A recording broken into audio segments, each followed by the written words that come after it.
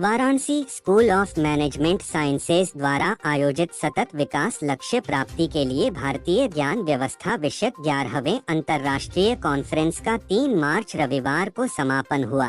समापन सत्र में बतौर मुख्य अतिथि उपस्थित प्रज्ञा प्रवाह पत्रिका के राष्ट्रीय प्रभारी रामाशीष सिंह ने कहा कि ज्ञान, विज्ञान और दर्शन में समस्त मानवता का हित निहित है।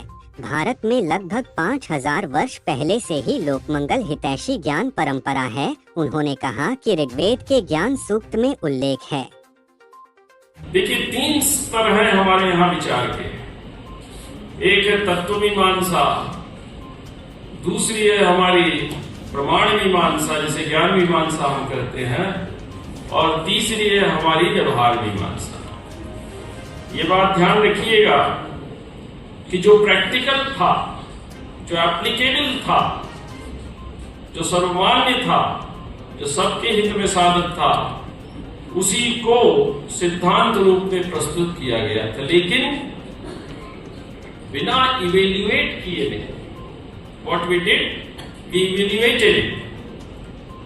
तो तत्व मीमांसा में हमने चराचरात्मक सृष्टि के प्रत्येक अंश का सूक्ष्म निरीक्षण किया। उसमें जो चेतन जगत है उसको भी देखा, मनुष्य को भी देखा। Amounts not only to a political compulsion or a further step to embellish India's high esteem at the global platforms, but equally speaks of our country's moral responsibility. From the pool of SDGs, let us take the example of the most important and fundamental SDG, that is the no hunger, SDG number 2, and equally try to look inwards to our country's status in regard to certain important preconditions. When we make the analysis, we find that there are a number of impediments in our path. The disheartening profile of our country presently